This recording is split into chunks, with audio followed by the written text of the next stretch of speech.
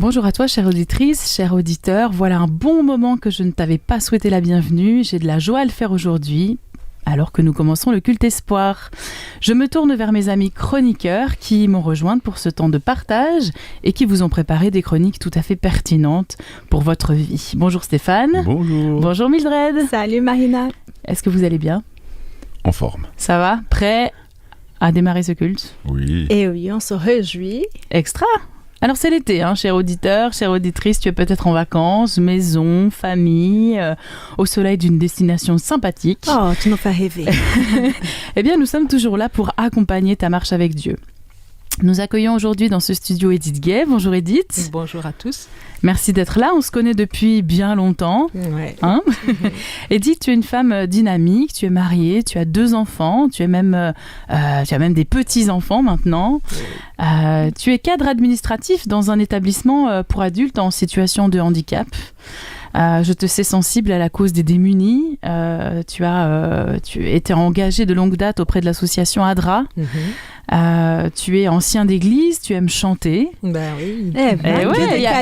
C'est pas mal, hein. Tu as beaucoup servi aussi dans la jeunesse et tout récemment, tu es nommée trésorière de la Fédération adventiste du sud de la France. Tout à fait. En tout cas, on prie et on te souhaite que tu sois particulièrement bénie dans ce nouveau ministère qui s'ouvre à toi. Merci. Edith, quel thème as-tu choisi de nous partager aujourd'hui ? Alors c'était difficile d'appeler ça un thème parce que pour moi c'était vraiment la redécouverte d'un personnage, un personnage que vous connaissez bien, qui s'appelle Thomas, ce personnage de la Bible, mais qui, en relisant le texte qui les concerne, en tout cas qu'on va voir ce matin, je me dis, est-ce qu'on le connaît si bien que ça, ce Thomas ? Et je trouvais intéressant de se dire, qu'est-ce qu'il a à nous apprendre aujourd'hui, alors qu'on connaît peut-être le mauvais côté de Thomas, mais il y a d'autres côtés intéressants à développer ce matin. Ah, alors nous allons vivre ensemble donne envie, hein. un temps béni, rafraîchissant. Moi j'ai hâte de savoir ce qu'on va découvrir de ce Thomas. Merci.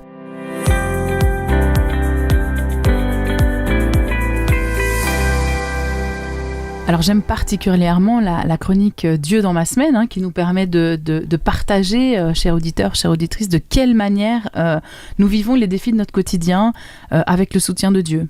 Et c'est vrai que c'est toujours chouette de se dire combien on vit des choses super avec Dieu, comment il agit dans notre vie, comment on s'en sort dans les difficultés de notre quotidien. Oui, mais des fois c'est pas si simple et j'avais envie de te partager aujourd'hui un petit bout de mon quotidien qui est loin d'être facile en ce moment. Je traverse depuis 2 mois une situation assez complexe au niveau de mon travail. Je suis de retour après un congé maternité et puis j'ai un collègue arrivé sur mon secteur juste avant mon départ avec lequel je travaille au quotidien. Problème, ça passe pas. Pas trop en fait avec ce collègue. Les échanges informels se font tout à fait bien. C'est plus au niveau des valeurs travail que ça pose souci, valeurs personnelles peut-être aussi que ça coince. On ne partage pas vraiment ces mêmes valeurs, l'intégrité comptable, la transparence dans des dossiers traités, enfin, c'est un petit peu compliqué. Ouais, et vous savez comme moi, très compliqué. Ouais, comment c'est difficile de rendre cohérent des différences en fait fondamentales, de valeurs qui fondent chaque être humain en tout cas. Quand ces valeurs s'entrechoquent, c'est difficile. Et c'est vrai que j'ai souvent demandé à Dieu comment est-ce qu'on allait ensemble gérer cette situation, ce défi, comment maintenir un échange courtois en fait avec un collègue, comment trouver une manière de travailler ensemble alors que nous sommes radicalement différents. Alors, j'ai toujours pas trouvé la solution. Marina, tu me déçois. Malgré pas mal de tentatives dans mon quotidien, mais c'est vrai que ça devient un peu usant. Je me rends compte que les différences surviennent quand même régulièrement. Ça amène aussi peut-être pour l'équipe en place un climat qui peut être parfois dégradé. Et puis chacun reste campé sur ses valeurs, quoi, qu'il défend. Et je me dis, mais ça va durer combien de temps cette histoire ? C'est pas toujours évident. Mais pour autant... je sens la présence de Dieu dans mon quotidien et dans ces temps troublés, quand certains jours deviennent plus difficiles, je trouve une force auprès de Dieu. Je lui partage ce fardeau, ces difficultés, je lui confie en fait ma journée. Et puis j'ai vraiment le sentiment que ça devient plus léger parce que j'ai pu lui partager quelque chose et puis j'apprends. Alors c'est dur, mais j'apprends. L'Éternel m'a jamais laissé tomber tout au long de ma vie, et je sais que s'il a pu me donner des chances à ma vie, qui est faite aussi d'erreurs, je me dis, je peux aussi apprendre à donner des nouvelles chances à ma collaboration avec ce collègue, à peut-être pas trop me braquer, à maintenir un lien informel important aussi, à dépasser cette adversité qui devient parfois pesante, et trouver avec lui, en tout cas, des points d'accord existants, même s'ils sont assez minces pour l'instant. Je me dis, peut-être qu'on va continuer à chercher la meilleure voie ensemble pour œuvrer dans un travail partagé. Alors voilà, cher auditeur, auditrice, si tu es toi aussi dans une situation qui est similaire, pas simple, comme on dit, si tu es dans le dur, c'est comme ça qu'on dit. Si tu ne trouves pas de solution, moi je t'invite à le faire comme je le fais, remettre cette difficulté à Dieu, t'approcher de Dieu, lui confier ta journée, lui confier ton ressenti, ces émotions qui te traversent, les impressions que tu peux avoir, ta douleur, et demande-lui qu'il te donne un endroit en tout cas pour souffler un peu, pour te ressourcer, et il le fera. En tout cas, courage pour ta semaine.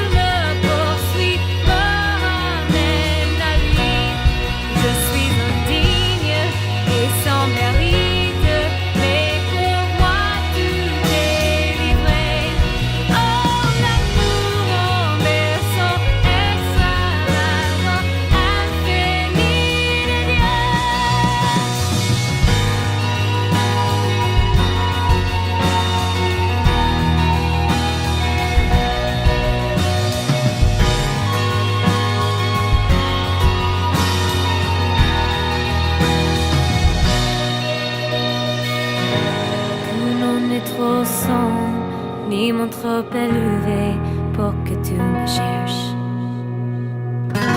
Qu'un meurtre ne peut résister, ni mon songe tenir, sans fin tu me cherches. Et qu'un homme n'est trop sombre, ni mon trop élevé pour que tu me cherches. Aucun meurtre ne peut résister, ni mon songe tenir, sans fin tu me cherches.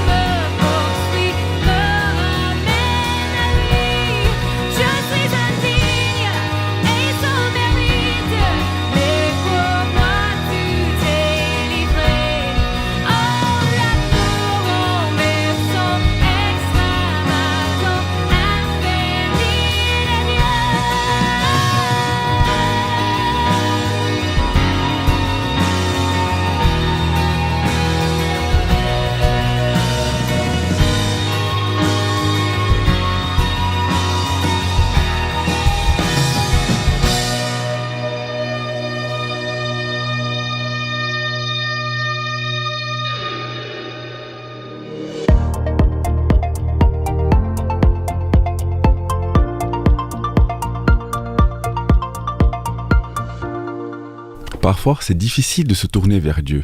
Et surtout, quand nous sommes loin de lui, nous sommes dans le péché. Nous pensons que Dieu ne peut plus rien pour nous. Mais c'est tout le contraire. Dieu demande qu'on se tourne vers lui. La promesse du jour se trouve dans le livre d'Actes aux Apôtres, chapitre 3, versets 19-20. Dieu nous dit, si nous changeons et si on se tourne vers lui, il nous donnera du repos et il nous enverra le Messie. Il est écrit, verset 19, « Maintenant donc, changez et tournez-vous vers Dieu pour qu'il efface vos péchés. » Et voici la promesse au verset 20. « Alors le Seigneur nous accordera du temps de repos et nous enverra celui qui vous est destiné, comme le Messie, Jésus. » Dieu nous appelle au changement. Il faut se retourner vers lui, quelle que soit notre situation.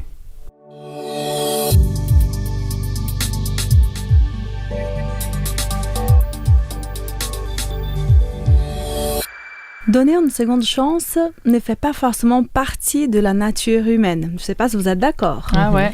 Parfois, on ne laisse même pas l'opportunité de cette seconde chance, pensant qu'un retour est inimaginable.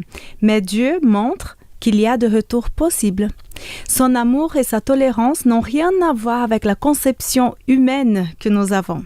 Alors, cher auditeur, je t'invite à écouter le chanteur Bill Wright qui parle de ces situations pleinement humaines où Dieu nous ouvre le chemin.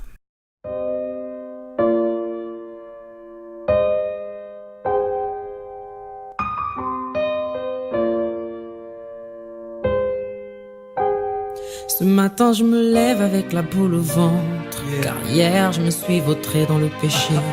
Je ne vis plus le rêve car au fil du temps, la source d'eau vive en moi a été desséchée. J'ai vraiment besoin de ton aide, Seigneur, c'est encore moi. Ne me rejette pas, Seigneur, relève-moi. J'ai vraiment besoin de ton aide, Seigneur, c'est encore moi. Jésus, relève-moi, relève-moi. Yo, je croyais te connaître mais je ne te connais pas. D'habitude c'est toi, mais ce soir je vais faire le premier pas.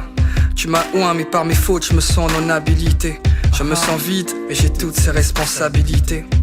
Au-delà de la famille, il y a le corps de Christ. J'aimerais te plaire mais dans mon cœur, il y a encore du vice. J'ai tellement peur de faire ton œuvre et d'être écarté d'emblée, d'emmener ton peuple à Canaan sans pouvoir y entrer. J'ai plus le choix car cette fois-ci je sais que je joue la survie. Car avoir Christ et être tolérant face au vice, c'est le signe que ton cœur s'endurcit. Je ne veux pas être l'abri d'un esprit résistant. Je veux que le Saint-Esprit soit le seul résident. On dit que t'es riche en bonté. J'ai la foi que si je m'accroche à toi, malgré mon faux départ, je peux finir en beauté. Que ta colère envers moi, papa, ne se déclenche pas. Aie compassion de moi, Seigneur, ne me retranche pas. Je sais que je t'ai déçu, car on peut rembourser une dette, mais pas le sang de Jésus. Les gens m'aiment parce que je te prêche, Seigneur. Mais m'aimeraient-ils toujours autant si les vices cachés de mon cœur étaient à l'extérieur? Le péché t'éloigne de moi et j'ai du mal sans toi. Du mal à croire au verset 12 à 13 du psaume 103. Pourquoi m'as-tu choisi? Pourquoi m'as-tu aimé? Pourquoi es-tu mort pour moi? Pourquoi as-tu saigné? Je me sens incapable de te plaire même quand j'essaie d'être docile. Mais Romains 7, 19, Paul le vivait aussi. Pourtant la Bible dit que tu m'aimes encore à fond la caisse. Mais j'ai du mal à croire que j'en vaux encore la peine.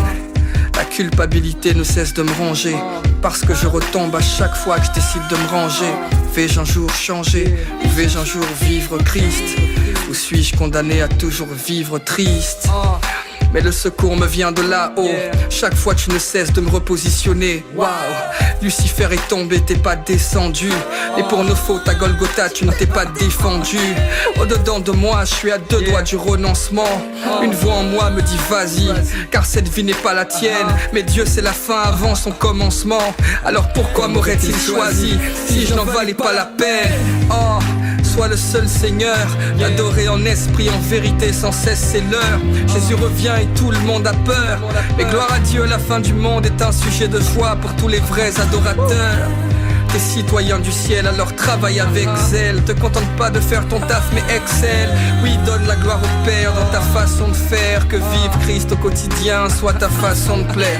Sois en paix mon frère, ma sœur, car c'est Christ qui t'a oint. S'il y a l'ombre de la mort, c'est que la lumière n'est pas loin. Alors laisse le jour suivant prendre soin du lendemain. Si Christ est le bon berger, tu ne manqueras de rien, t'inquiète. Dieu ne fait pas de criss-cross, mais va falloir qu'il diminue afin que Christ croisse. Laisse-le prendre la place, car Satan qui s'est cru si fort ne pourra jamais tenir face au poteau cruciforme.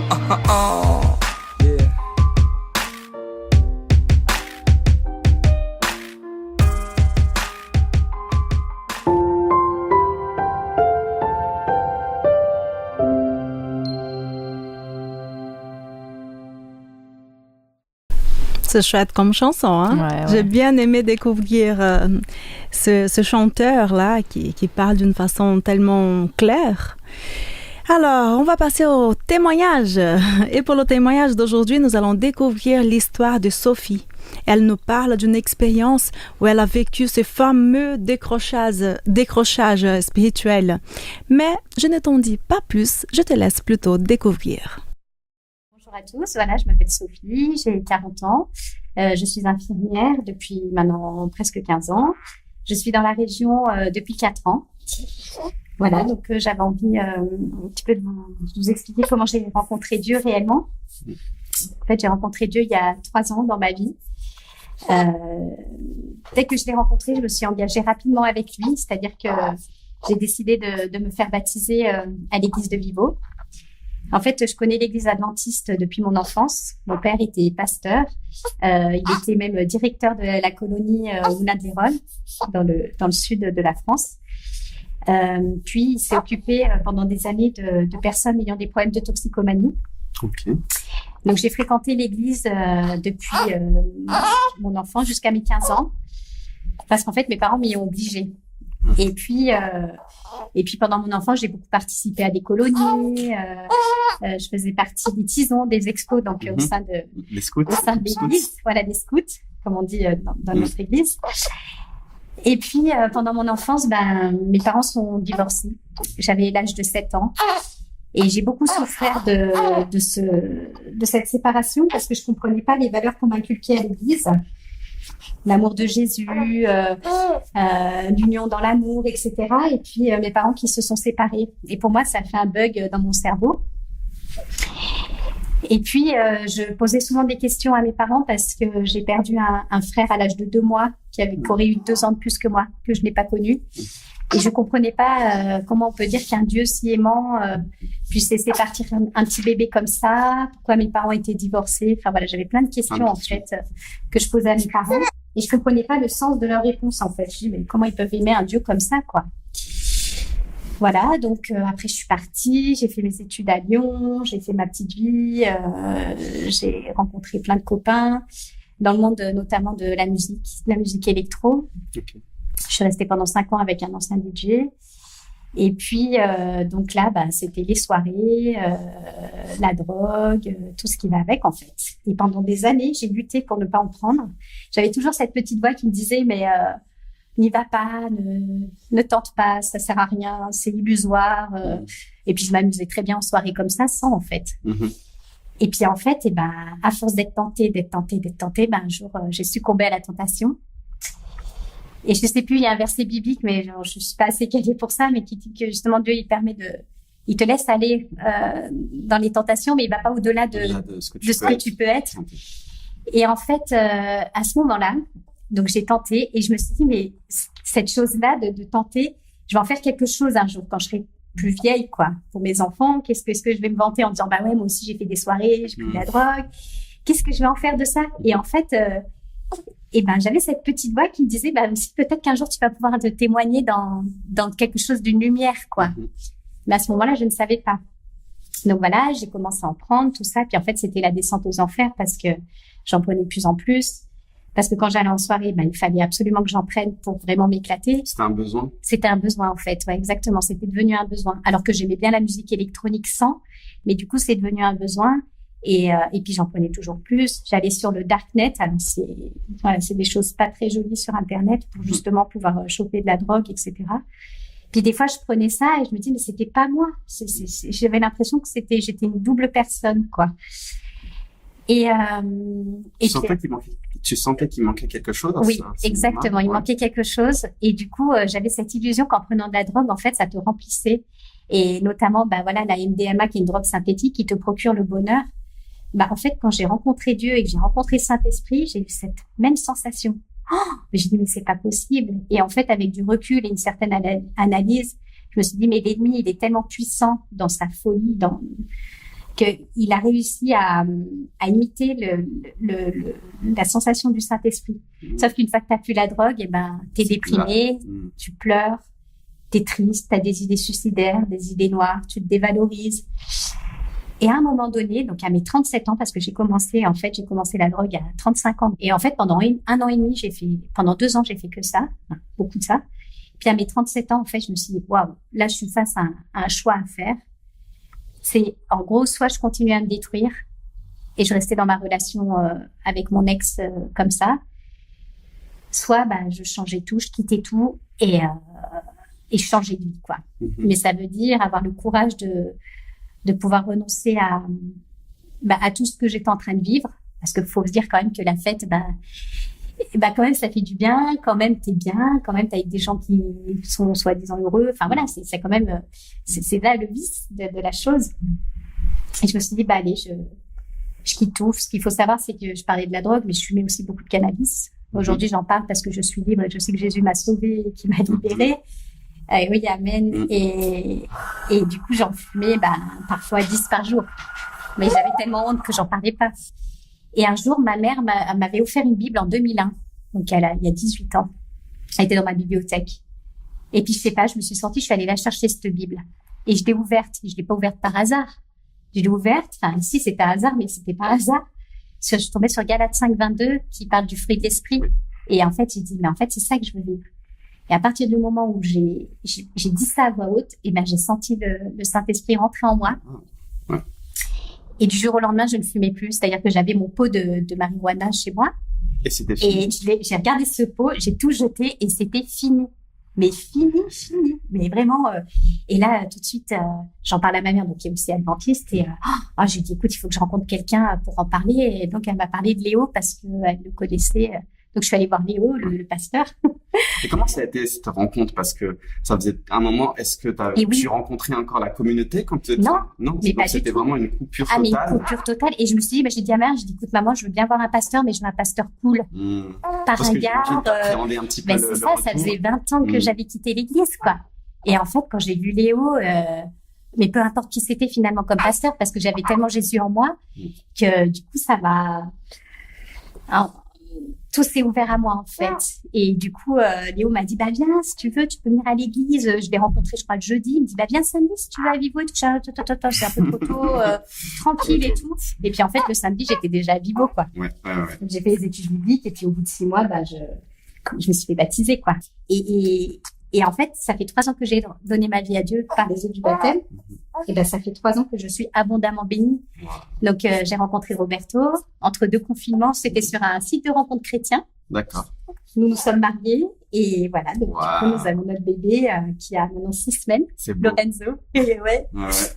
Et voilà, nous avons notre appartement. Enfin, voilà, et je sais qu'il y aura des épreuves. J'en ai bien conscience. Et je sais que Jésus sera là et qu'il m'aidera à surmonter les choses que j'aurai à surmonter. Et voilà, en tout cas, j'avais vraiment envie de témoigner que c'est tellement important de rencontrer Jésus et de l'avoir dans sa vie, parce que c'est lui qui te donne tout et qui te donne la vraie vie, en fait. Moi, je pense qu'il faut demander à Dieu, et puis c'est lui qui te met les bonnes personnes sur ton chemin, et si les choses doivent se faire, elles se feront à rencontrer des belles personnes dans l'église ou dans la communauté. Moi, j'ai été très surprise de la communauté adventiste aujourd'hui, qui est très ouverte et qui ont vraiment compris le message de Jésus, quoi. Et je changerai pas pour rien au monde à la communauté, quoi. Eh ben, merci Sophie pour ton témoignage très précieux. Voilà. À bientôt. À bientôt.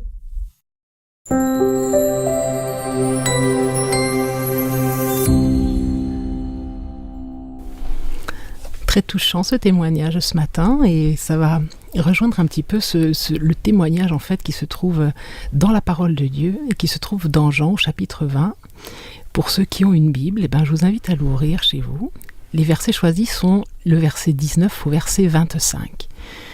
Et ces versets nous introduisent auprès d'un personnage, comme je le disais tout à l'heure, que nous connaissons bien. Et je suis sûre qu'il nous ressemble, parce qu'il vous ressemble et il me ressemble.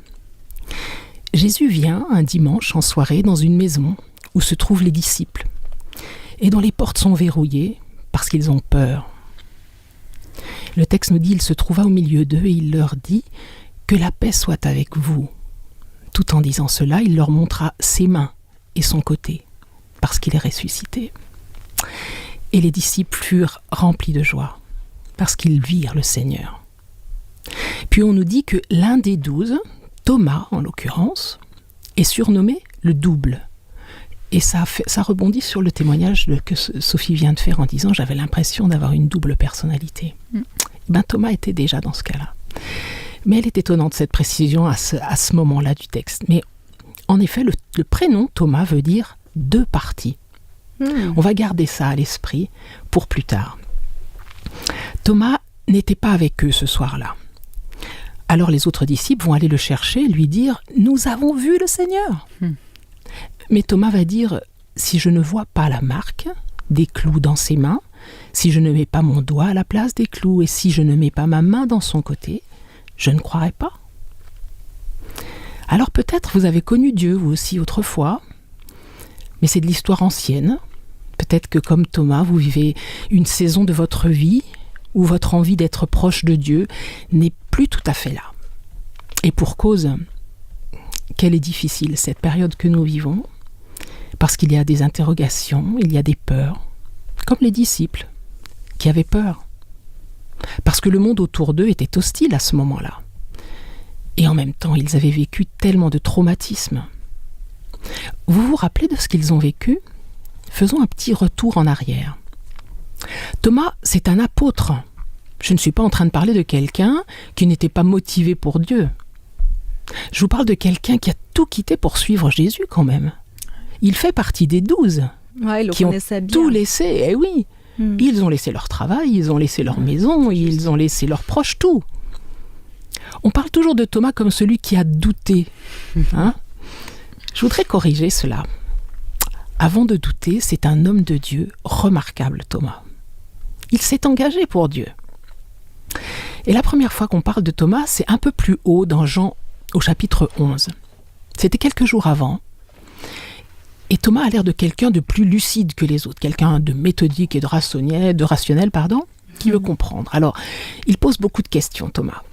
Et voici qu'il dit dans Jean 11 au verset 16, alors que Jésus vient de leur annoncer qu'il doit mourir, voilà ce qu'il est dit. Thomas, surnommé le double, dit aux disciples « Allons mourir avec Jésus !» C'est-à-dire que Thomas, avant tout le monde, avait compris ce que ça voulait dire de suivre Jésus. Il est prêt à donner sa vie pour Jésus. Thomas était le plus motivé des disciples. Si on lui avait posé la question « Est-ce qu'un jour tu quitteras Jésus ?» il aurait répondu « Jamais ». Et bien ce jour-là, il n'y est plus. Vous savez, quand Jésus avait dit à un moment « Que votre cœur ne se trouble point, croyez en Dieu et croyez en moi. Vous savez où je vais et vous en savez le chemin. » Et là, il y a Thomas qui lève la main, parce qu'il ne comprend pas, il pose une question. Peut-être cela interpelle quelqu'un ce matin. Tu es prêt à aller au bout du monde, mais à condition qu'on t'explique par où il faut passer. Thomas lui dit « Seigneur, nous ne savons pas où tu vas. Comment pouvons-nous en savoir le chemin ?» Et c'est là que Jésus va lui dire « Je suis le chemin, la vérité, la vie. C'est moi le chemin, Thomas. C'est moi, dit Jésus. » Sauf qu'il a un problème, Thomas, avec le chemin. Parce qu'il démarrait tranquillement, ce chemin. Et puis, il est passé par un endroit qui s'appelle Gethsémani. Et là, il s'est dit « Ah oui, c'est vraiment dur le chemin. Et puis le chemin a pris ensuite une autre rue de Jérusalem. Elle s'appelle la Via Dolorosa. Et là, Thomas se dit, on m'avait dit que ça allait être dur, la vie de chrétien, mais c'est encore pire que prévu. Et puis le chemin a continué de monter jusqu'à une colline qu'on appelle le Golgotha. Et là, Thomas, sa foi, elle a pris un tel choc à ce moment-là, que lui qui pensait ne jamais craquer, ne jamais décrocher, va décrocher spirituellement. Ce jour-là, il quitte la communion des frères, il quitte sa vie de prière, il se referme. Vous savez, on peut être chrétien depuis des années, et comme Thomas, avoir ce côté double. On est tous des Thomas. Une partie de nous qui va bien et qui veut aller de l'avant dans la foi, et puis une partie de nous qui est moins bien. Une partie de moi veut louer Dieu et l'autre se dit Dieu, avec ce que je vis en ce moment. Je pensais à ton témoignage, Marina. Ben là, tu vois, j'ai pas trop envie de louer, tu vois. Mais une partie de moi veut croire et une partie de moi est en stand-by. Et pour Thomas, ce décrochage, c'est le verset 25 qui dit « Les autres disciples lui dirent donc « Nous avons vu le Seigneur !» Et c'est dommage parce que lui vient de rater la réunion la plus importante. Il a été plusieurs fois avec Jésus dans des réunions où il ne se passait pas grand-chose, mais là, la réunion qu'il ne fallait pas louper, celle où Jésus vient prouver qu'il est ressuscité, il n'est pas là. Il a loupé. Et voilà. Comme il est distant, les autres arrivent tout excités avec une joie immense pour lui dire « Jésus est bien vivant !» Et la réponse de Thomas, je pense qu'elle nous a toujours tous scotchés pendant notre enfance. Si je ne vois pas la marque des clous, si je ne mets pas, je ne croirai pas. Mais Thomas, c'est presque méchant, ça. En tout cas, c'est provocateur, non ? Thomas, c'est toi qui annonçais la bonne nouvelle de Jésus avec tes frères dans tout le pays. C'est toi qui encourageais, c'est toi. Ils essayent d'emmener Thomas vers le haut, mais lui, ça le descend encore plus parce qu'il se sent médiocre. Ça fait ressortir en lui même de la dureté. Et on a tous ces deux parties, et c'est pour ça que Thomas veut dire double. C'est pour cela qu'une partie de nous tire vers le haut et l'autre vers le bas. Et la vie spirituelle, c'est justement laquelle de ces parties nous allons suivre. Alors plutôt que de glisser doucement vers ce genre d'interrogation, si on se penchait plutôt sur comment raccrocher spirituellement. Parce que c'est possible. Et voici comment, parce que ce qui est génial avec Thomas, c'est qu'il va se raccrocher. Et si tu es un Thomas ce matin, écoute bien, parce que c'est possible. Du verset 26 au verset 28, on nous dit 8 jours plus tard. Les disciples de Jésus étaient de nouveau dans la maison, et cette fois Thomas était avec eux. Et Jésus dit encore, « Que la paix soit avec vous. » Tiens, toujours le même message de la part de Jésus. Ah bien oui, Jésus répète exactement la même chose que 8 jours avant, devant les mêmes personnes, à cette différence près que cette fois, il y en a un de plus. Je me demande si Jésus n'a pas organisé la réunion de ce jour-là juste pour une seule personne. Ça donne l'impression. Ouais, 10 avaient déjà entendu le même message, mais Jésus est revenu le dire pour un. Est-ce que tu comprends que Jésus est prêt à traverser la galaxie pour une personne qui fait l'effort de revenir vers lui ? Parce que tant que tu n'es pas là, ça n'est pas pareil.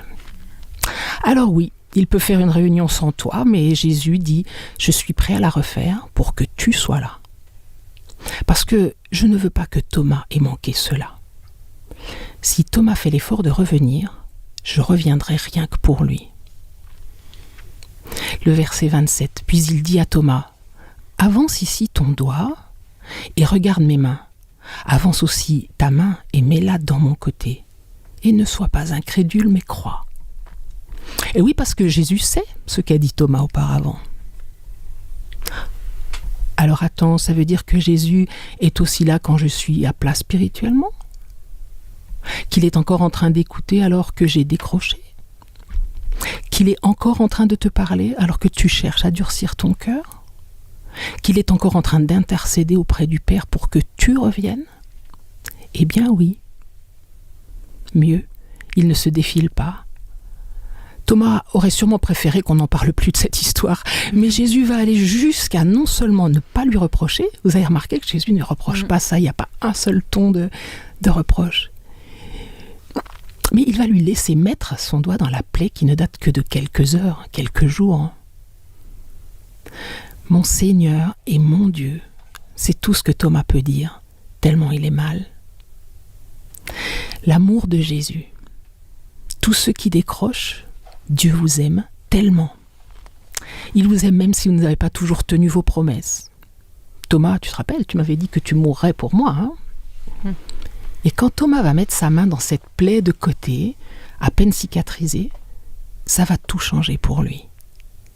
Parce que c'est la marque de la victoire, de la vie sur la mort et du pardon sur le péché. Et Thomas qui jusque-là suivait un rabbi, alors certes un des rabbis les meilleurs qu'il ait pu suivre, qu'il ait pu rencontrer, un enseignant et un maître qui faisait même des miracles. Mais ce jour-là, Thomas, lui, il a touché le miracle, lui-même. Il l'a expérimenté, le miracle. Et pour toi, ce serait quoi d'expérimenter Dieu ? Alors je te donne un petit tuyau. Essaye de faire quelque chose pour les autres. La Bible n'a de cesse de nous rappeler que faire pour les autres, c'est faire pour Dieu. Que ce soit avec ton temps, avec ton argent, mais s'il te plaît, fais quelque chose pour Dieu. Un service pour Dieu, le fait de faire quelque chose, de mettre votre foi en action, ça vous la garde en vie. Et au fait, vous savez ce qu'est devenu Thomas ? Qu'est-ce qu'il a devenu ? Alors non. C'est vrai, on ne sait pas toujours l'histoire, on en reste à ça. Alors, selon les recherches, il n'y a pas beaucoup d'apôtres ou de disciples dont on sait ce qu'ils ont évidemment fait ensuite. Certains, on sait jusqu'où ils sont allés, et c'est le cas de Thomas. Thomas, l'homme qui a douté, est parti de Jérusalem, a traversé de nombreux pays, des milliers de kilomètres, parce que ça correspond un peu à la traversée de l'Iran à pied, puis l'Irak à pied, puis le sud de l'Afghanistan à pied, pour arriver en Inde. Il a terminé sa vie là-bas, Thomas. Il était motivé après tout ça. Mais c'est incroyable, justement. Celui qui avait décroché de tous les disciples, c'est celui qui est allé le plus loin de ce qu'on sait. Aucun disciple n'est allé aussi loin avec Jésus que celui sur lequel on n'aurait pas parié 2 francs. Ah ouais, c'est ça. Et c'est la beauté de l'Évangile qui mise sur celui qui peut avoir des relâchements spirituels, lui donner une seconde chance et d'aller au bout du monde pour Jésus. Vous connaissiez Thomas qui avait douté, mais il est devenu Thomas qui est allé au bout du monde pour Jésus. Alors ayons un peu de respect pour ce Thomas, s'il vous plaît, ce matin. Parce que c'est peut-être votre voisin, peut-être un ami, ou peut-être toi.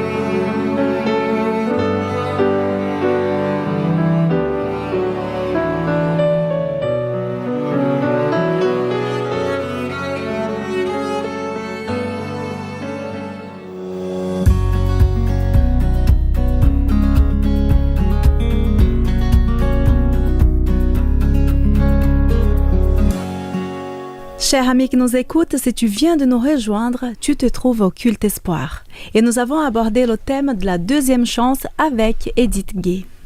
Depuis quelque temps, on a pour coutume de réagir à chaud sur le message. Et voilà que l'heure est arrivée, les amis. C'est ce que nous allons faire maintenant.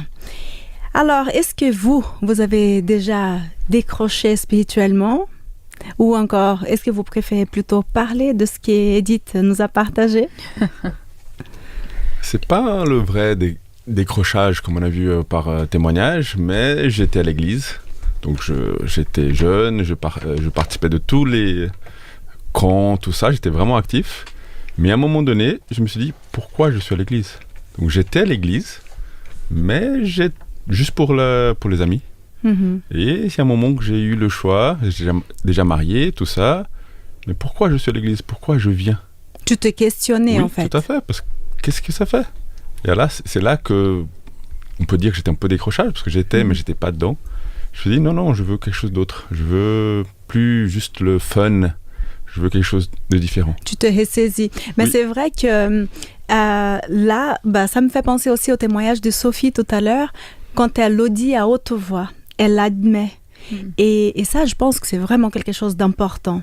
Il faut qu'on reconnaisse, qu'on admette qu'il y a quelque chose qui ne va pas. Parce que comme tu dis, on peut quelque part mener une vie plutôt correcte. On va dire, je ne commets pas de grosses fautes, de gros péchés.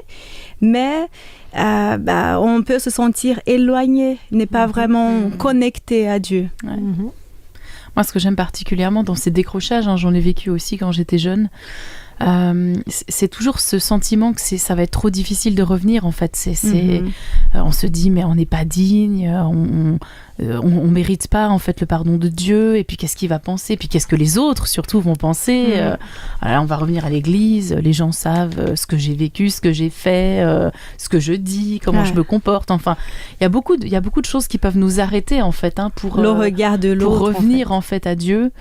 Et j'aime beaucoup ce que tu nous as partagé, Edith, dans cette image de ce Jésus qui ne juge pas, en fait.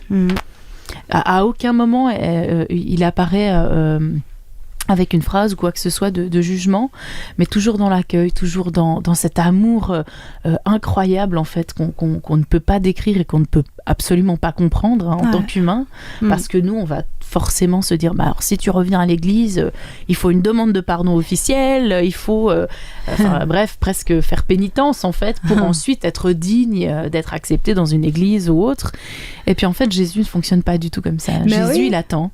Il est toujours disponible, il est toujours accueillant, il souhaite ton retour, il prie ton retour, en fait. Je trouve ça juste hallucinant, cet amour incroyable de ce Jésus. Voilà. L'exemple de Thomas, là, c'est que Jésus il est prêt à même refaire une deuxième fois, être là. Et surtout, chacun est différent. Chacun a besoin d'un pardon différent. Parfois, il s'adapte à chaque personne. Et là, l'idée, juste, il a entendu que ce que Thomas disait, il dit, viens, touche, maman, fais ce que tu as demandé. C'est ça dont tu as besoin. C'est ça que tu as besoin, donc vas-y. Il y a des gens qui ont besoin de croire, d'avoir des preuves, d'autres juste une lecture, qu'un ami, comme l'exemple Gideon, il a besoin de croire 2, 3, il avait besoin de 3 tests pour vraiment croire. Et Jésus ne juge pas. Chacun est différent. Il y a un mot que tu as dit plusieurs fois, Marina, c'est digne. Est-ce que je suis digne? Je crois que c'est la première chose que Satan met dans le cœur de même celui qui veut se rapprocher de Dieu. Est-ce que tu es digne? Est-ce que tu crois que vraiment, avec ce que tu as fait dans ta vie d'avant? Ça fait longtemps. Et tout ça, si on arrive à se mettre dans l'esprit que c'est pas Dieu qui met ça dans nos cœurs, mais à partir du moment où qu'il faut une espèce de dignité pour se rapprocher de Dieu, ou s'approcher de la table, de la scène, etc. Jésus nous dit tout le contraire. Il nous dit c'est parce que vous êtes là, c'est parce que vous êtes au fond, c'est parce que vous êtes là qu'il faut s'en approcher. C'est justement là. Donc arrêtons de croire qu'il faut retrouver une dignité pour se réapprocher de Jésus, parce qu'alors lui, dans le cas de Thomas, la dignité, comme on disait, il aurait peut-être préféré qu'il dise qu'il m'oublie et que je reste dans un coin, qu'il ne me voie pas. Mais non, Jésus, déjà, il apporte, j'aime beaucoup sa phrase, il en dit que la paix soit avec nous, que la paix soit avec vous.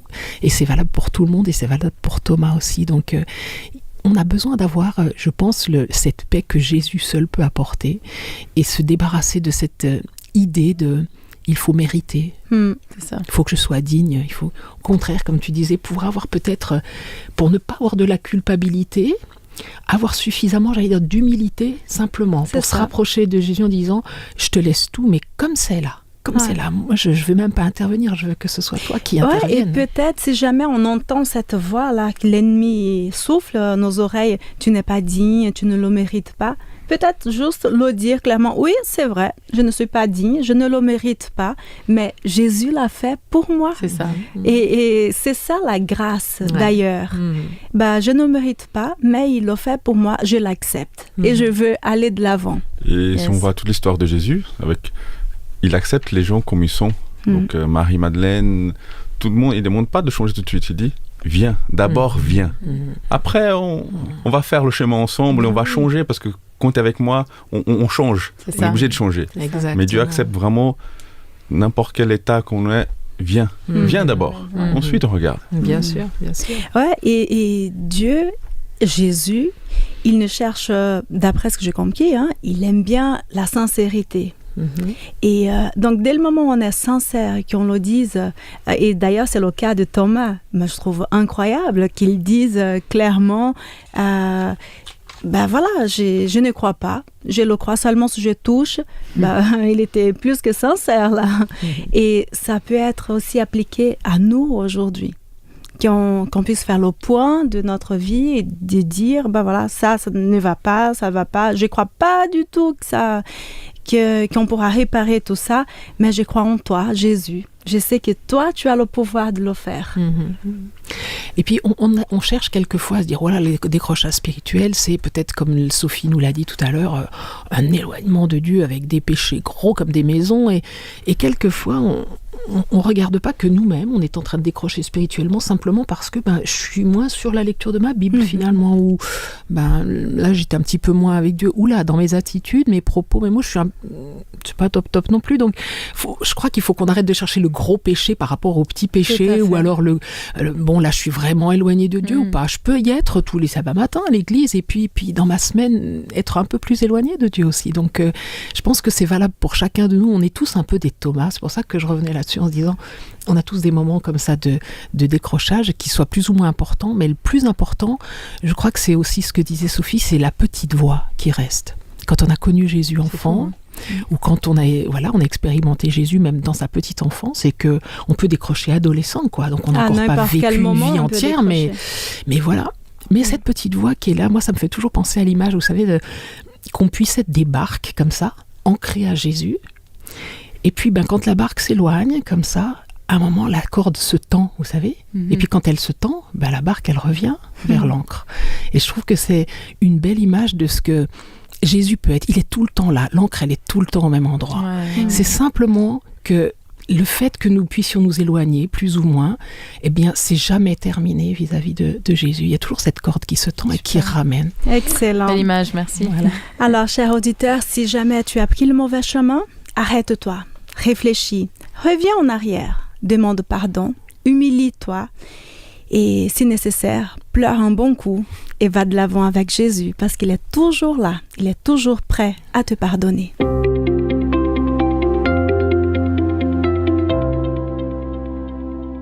Bienvenue dans la chronique Dieu dans les arts. Alors ici, on vous partage tout ce qui concerne les arts et qui est dans la thématique de notre culte du jour. Les arts, c'est vaste, on vous a déjà parlé de cinéma, de littérature, tout ce qui est poésie, livres, BDistes aussi, des chanteurs, des arts visuels, les tableaux par exemple, avec cherche Amandine. Partout quand même. Ah ouais. Du rap, des arts de la scène, comme la danse, bref, on vous traite aux petits oignons comme on le dit si bien. Et pour aujourd'hui, nous allons nous tourner vers le cinéma. En 2006, j'ai vu un film qui m'a bien impacté. Oui, je vous parle d'un film qui n'est pas du tout récent, j'en suis navrée, il a plus de 15 ans. Mais il me marque encore et j'y repense assez souvent. Je l'ai regardé parce que l'acteur principal était un musicien chrétien que je suivais beaucoup, Michael W. Smith. Et ce film a pour titre Second Chance, deuxième chance. Il existe en version originale, sous-titré français. Il a été réalisé par le musicien Steve Taylor et il a remporté notamment le prix du meilleur long métrage dans un festival de films chrétiens aux États-Unis, dont je tairai le nom parce que je ne parle pas du tout l'anglais, et Amandine n'est pas là aujourd'hui pour nous faire une super démonstration de son accent anglais impeccable et efficace, tant pis. Enfin... Seconde Chance nous raconte l'histoire de deux pasteurs américains, un noir, Jeff Carr, et un blanc, Michael W. Smith, issus de deux églises qui sont fondamentalement différentes. La première, toute petite congrégation, mais des fidèles réguliers, concernés. Une église qui est dédiée au soutien de la population locale, dans le quartier le plus pauvre de la ville. une population qui n'a pas les moyens et où la violence est constante. Alors, cette église propose des repas gratuits, le soutien auprès des jeunes délinquants, des programmes pour aider les jeunes prostituées à amorcer un changement de vie, etc. Enfin, de manière très impliquée dans la vie locale. Et le pasteur est un homme humble, passionné, dédié au service de la population et de ses membres d'église avec un amour puissant et inconditionnel. C'est une très belle leçon. C'est l'église exemplaire, là. Ça semble une église exemplaire. Ouais. La deuxième, petite alors. église. La seconde église, The Rock. Le Rock. Alors, c'est un style méga church, énorme église. Elle est constituée d'une foule de membres, une église de blancs, quelque part, qui a les moyens parce qu'ils proviennent évidemment des quartiers plutôt chics de la ville. Alors ça fait très très cliché, mais attendez la suite quand même. Et donc un important dispositif publicitaire, médiatique est développé dans la ville. Le pasteur est un homme réputé, on vient voir ses prêches. La louange est puissante, électrique, grâce à ce chanteur Michael Smith. Des gros moyens techniques sont développés. L'argent n'est vraiment pas un problème pour cette église. Et il y a surtout ce fils de pasteur, Michael Smith, chanteur, compositeur, qui parcourt en fait les États-Unis et qui s'apprête à reprendre l'église de papa. Et oui, parce que ça se fait beaucoup aux États-Unis. C'est des églises qui se transmettent de père en fils. C'est ça. Et comment ces deux mondes vont se côtoyer, se confronter? C'est vrai qu'au départ, on se dit, mais quel est le lien? On ne comprend pas tout à fait. Il y a quand même une problématique. Eh bien, le papa de Michael, c'est un homme qui est sage, qui est pasteur. Et il voit que son fils n'est pas prêt du tout, en fait, à la succession à la tête de cette église. Et ça le peine beaucoup. Mais il n'est pas le seul. Le conseil de l'église The Rock, n'aime pas non plus l'attitude de Michael parce qu'ils craignent en fait pour cette succession d'avoir un pasteur chanteur. Qu'est-ce qu'il va pouvoir apporter à l'église si ce n'est son ego surdimensionné? Ce fils à papa est effectivement hautain sur de lui, trop centré sur lui, peu conciliant. Enfin bref, perspective mitigée, on va dire, pour la reprise de l'église de papa. Et donc le conseil d'église va pousser le pasteur en partance, donc le papa, à demander à son fils de rejoindre pour un temps de stage, la petite église sœur. Ah, bien sûr. Cette église de quartier chaud, cette église de noirs, quelque part. Et là, déjà, on a aussi ces clichés entre les noirs et les blancs. C'est très compliqué. Et un objectif est posé. Tout simplement, observe and learn. Observe et apprends. C'est voilà. tout. Fais un petit stage. Et Michael Smith y va. Alors ça devient presque comique parce qu'on y voit tous les clichés. Évidemment, riche-pauvre, Michael Smith arrivant avec sa grosse berline dans un quartier insécure. Il n'a pas confiance, il se méfie, il a des grands préjugés sur les noirs. Et à l'inverse aussi, on se méfie de lui, le blanc, qui vit aisément alors qu'on est face à un quartier qui est en lutte pour sa survie finalement.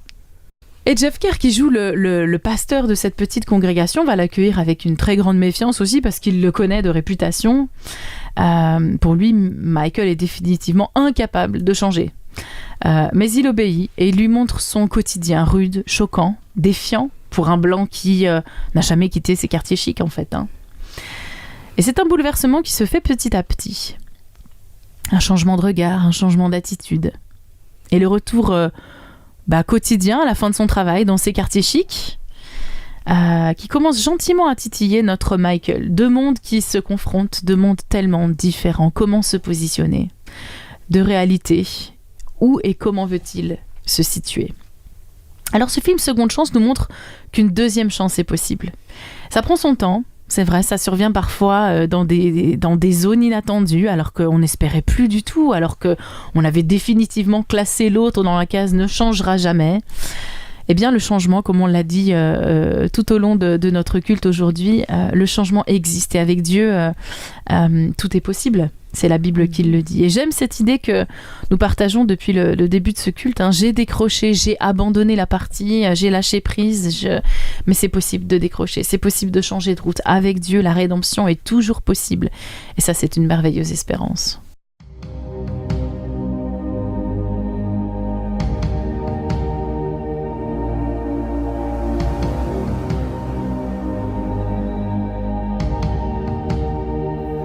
Combien de fois tu as plongé quand je me noyais? Combien de fois tu as veillé quand je t'oubliais? combien de fois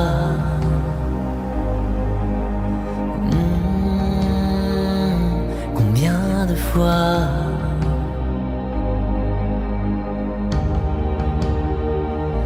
combien de fois tu m'as guidé dans l'obscurité, combien de fois tu m'as porté quand je m'effondrais, combien de fois oh, combien de fois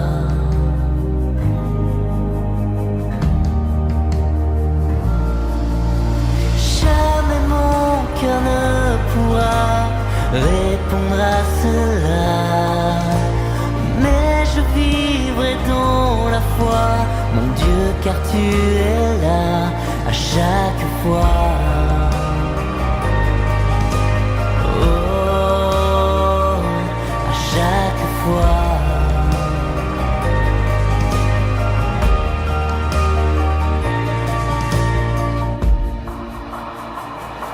Combien de fois tu as plongé quand je me noyais, combien de fois tu as veillé oh, quand je t'oubliais, combien de fois oh, combien de fois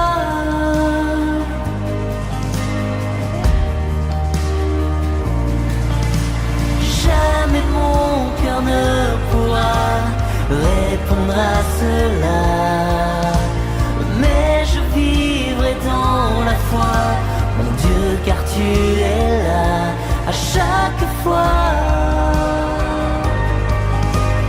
Oh,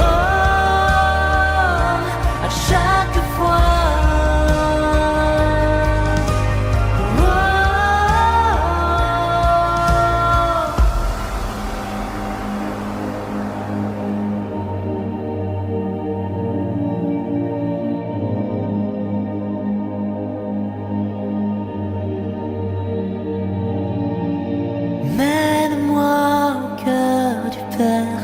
Brille ta lumière, guide-moi en ce lieu saint, au creux de tes mains, où je suis tien. Oh, où je suis tien. Oh, mène-moi au cœur du Père, où brille ta lumière, guide-moi en ce lieu saint, au creux de tes mains, où je suis tien. Oh, je suis tien. Oh, mène-moi au cœur du Père, où brille ta lumière, guide-moi en ce lieu saint, au creux de tes mains, je suis tien. Oh, je suis tien. Oh, je suis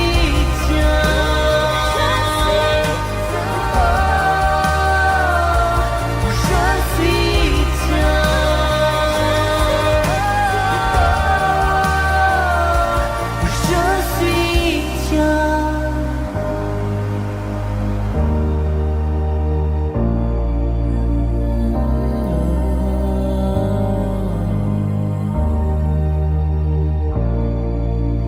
Jamais mon cœur ne pourra répondre à cela, mais je vivrai dans la foi, mon Dieu, car tu es là à chaque fois.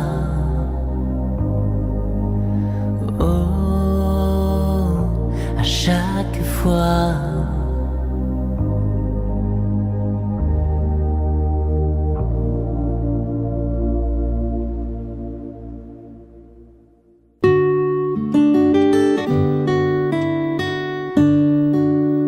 Dieu nous demande d'ouvrir notre cœur, de parler avec lui.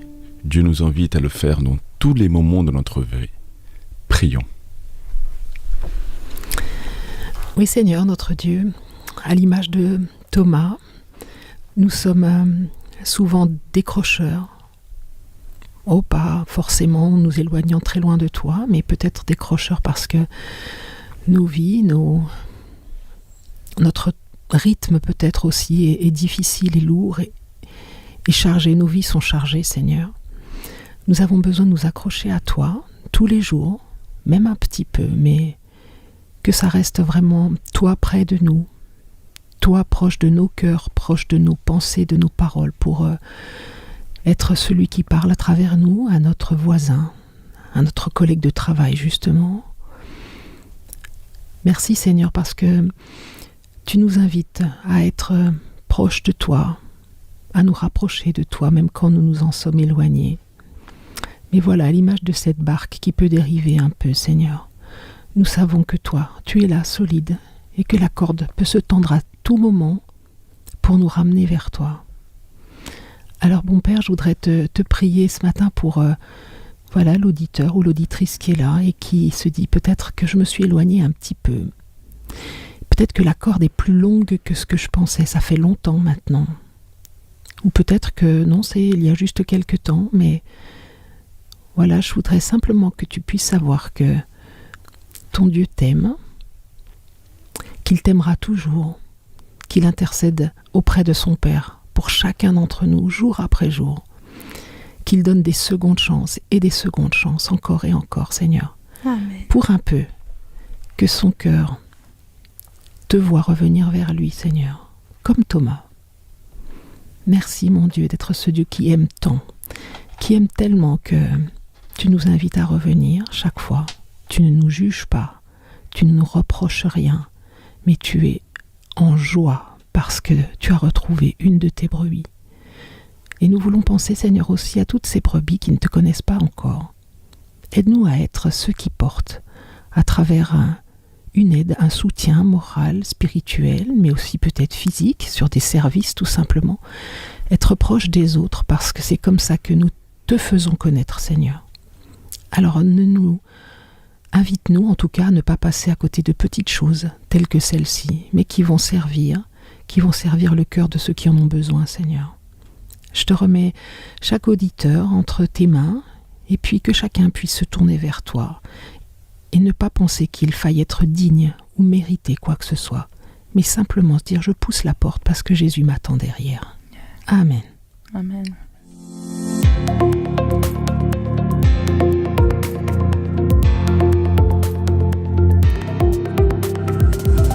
Maintenant, c'est à vous de jouer.